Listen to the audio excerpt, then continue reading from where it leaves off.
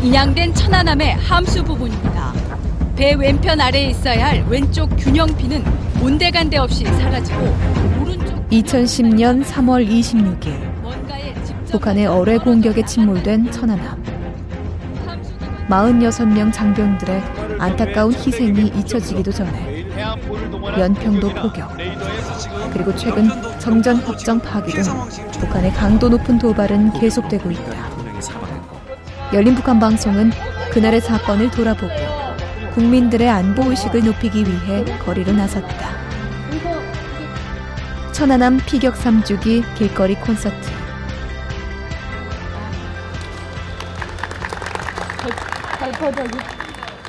네, 안녕하세요. 오늘 1시간 동안 여러분과 함께할 천안함 피격 3주기 오픈 스튜디오 길거리 토크 콘서트 진행의 박은선입니다. 반갑습니다. 오늘 이 토크 시간을 함께 꾸며주실 세 분의 손님을 모셨습니다. 이 자리에 지금 모셔볼게요.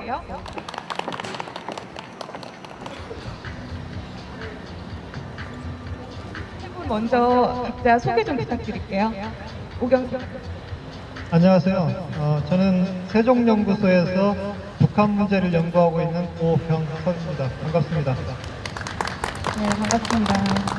네, 안녕하세요. 저는 5년 전에 탈북한 이순실이고요. 지금 그 대한민국에서 이제 만나러 갑니다 프로그램에서 이순실이에요. 다 보셨죠? 예, 이순실입니다. 여러분 반갑습니다. 네, 안녕하세요. 저는 여기 계시는 두 분보다 유명하지도 않고 그렇지만 평범한 대학생이고 나이가 더 젊습니다. 네, 저는 안양대학교 국어국문학과 4학년에 재학 중인 박찬미라고 합니다. 네, 반갑습니다. 이렇게 세 분 모시니까 아마 박찬미 학생은 대한민국 대학생 대표로 나온 것 같고요. 우리 이순실 선생님께서는 북한 대표, 그리고 이제 오경석 박사님께서는 이제 저희들의 설명을 잘 정리해 주실 전문가 입장에서 나오실 것 같은데요. 네, 오늘 그러면 본격적으로 토크 시작해 보도록 하겠습니다.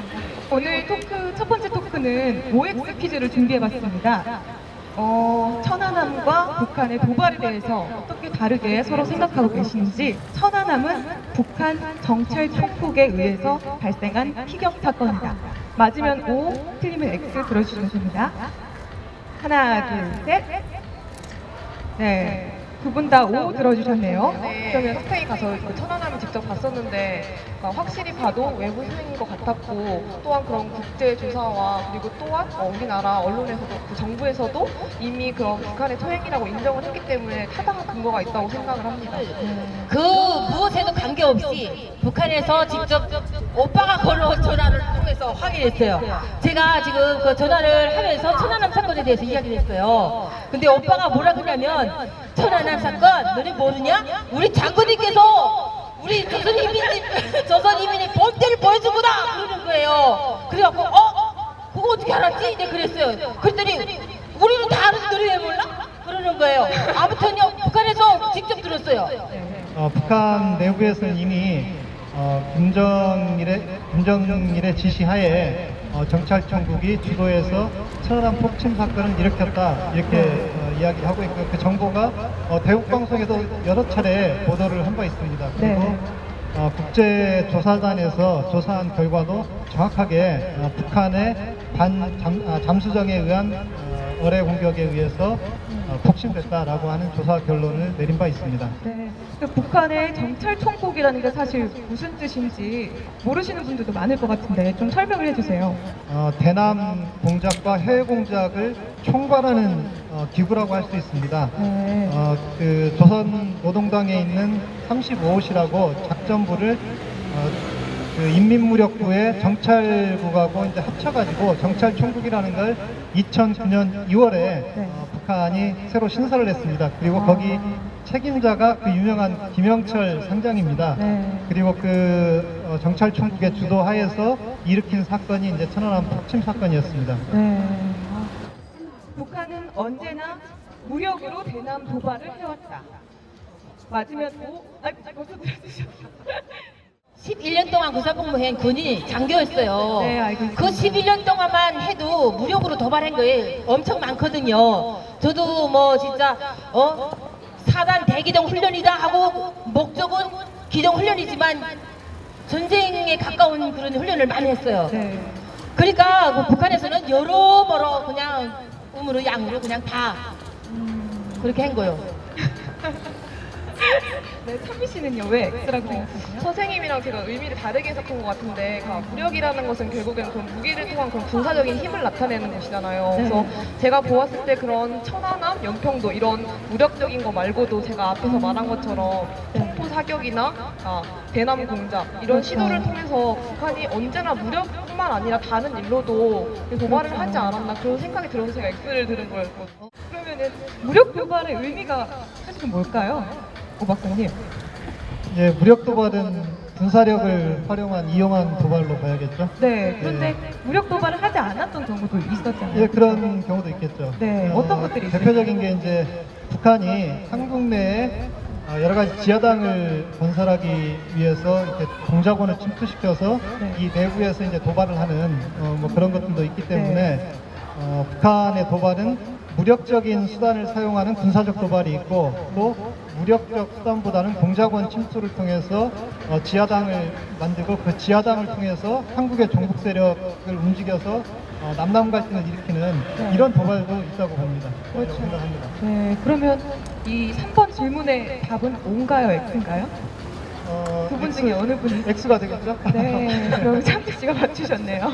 북한 사람보다 낫네. 이 북한인권조사위원회 설치는 북한에 대한 내정 간섭이다. 맞으면 O, 틀리면 X. 들어주세요. 하나, 둘, 셋. 두 분 다 X. 그러면 내정 간섭이 아니다. 왜 그렇게 생각하시는 거세요? 북한이 지금 북한 정권이 그 주민들에 대해서 인권을 존중해주고 있고 좀 평화로운 상태라면 그것이 내정 간섭이 될 수 있다고 생각을 하는데 지금 현재로서는 북한 정권이 너무 북한의 그런 주민들의 인권을 억압하고 있는 상태이고 그렇기 때문에 국제사회에서 더 이상 이 문제를 방치할 그럴 수가 없는 것 같아요. 그래서 이것은 막 내정 간섭이 아니라 제가 보기에는 반인도적 범죄에 대한 그 도정이라고 생각합니다. 옆집에서 보다 못해 지금 동네에서 지금 그거 말려주려고 지금 들어가는 거예요. 자꾸 싸우니까. 근데 그것처럼 그냥 그 북한에서도 자기네 마음대로 인민들을 착취하고 피땀 뽑아먹고 그냥 막 죽이고 그냥 탈북자들 많이 생기게 하고 그러니까 지금 북한에서 하는 행동이 지금 외부에서 보기도 지금 너무 한심한 거예요. 그래서 지금 자제해 주려고 그래요. 오 박사님 정답을 주시죠. 예, 뭐 굉장히 상식적인 문제라 네, 내정 그렇죠. 간섭이 당연히 아니죠. 네. 예. 그 북한인권조사위원회에 대해서 조금만 설명을 좀 해주세요. 의미가 뭘까요? 예, 북한인권조사위원회는 굉장히 이제 북한 인권 앞으로 개선을 위한 국제사회 활동이 완전히 새로운 단계로 이제 진입했다는 걸 알리는 신호탄이 아닌가 이렇게 생각합니다. 왜냐하면 그동안 국제사회에서 어떤 한 국가를 상대로 조사위원회를 유엔 차원에서 설치한 경우는 반인도적 범죄가 발생한 국가들에 대해서 그런 조사위원회를 설치해 왔습니다. 예를 들면 리비아라든가 시리아 같은 국가들은 거의 대량 학살이나 뭐 이런 식의 어떤 반인도적 범죄가 일어났기 때문에 그걸 국제사회에서 특별하게 조사위원회를 설치하고 그 조사 결과에 따라서 국제 사법재판소에 이제 기소하기도 했는데요. 바로 이제 북한 인권 문제를 그런 반인도적 범죄로 그런 차원에서 다루겠다라고 하는 게 지금 북한에 대한 인권조사위원회를 설치하는 아주 중요한 의미이다 이렇게 볼 수 있겠습니다. 네. 실험은 실험일 뿐 설마 같은 민족에게 사용을 할까요?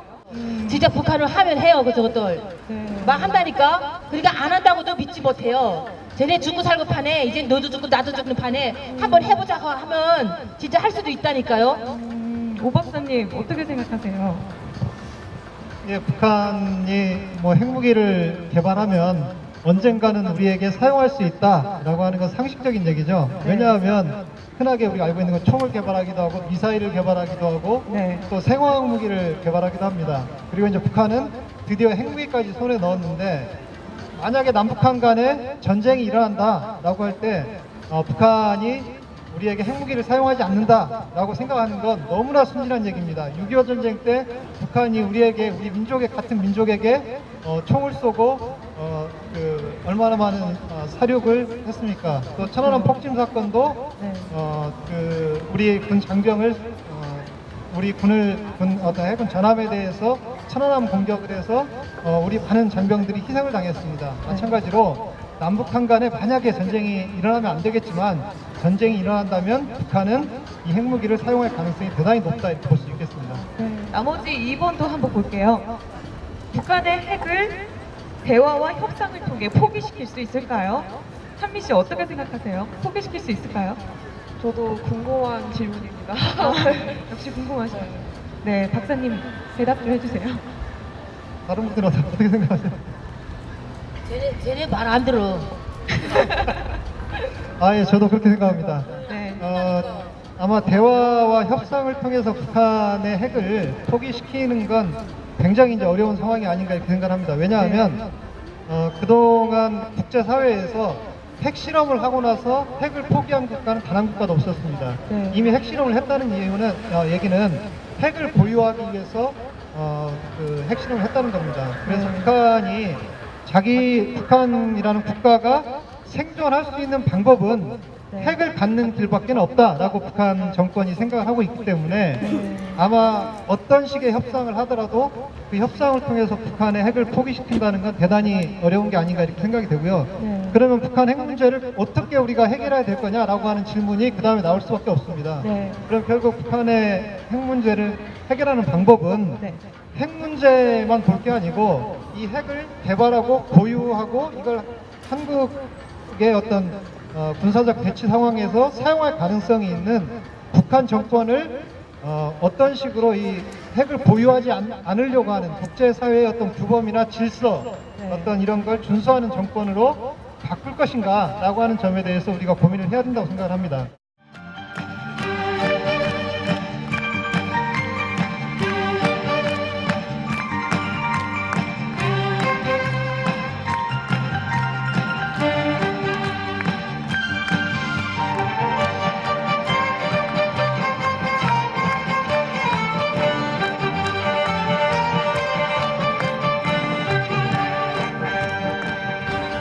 이번에 북한 인권에 대해서 이순신 선생님 어떤 예. 궁금증이 있을까요? 예상되는 질문들이 있나요?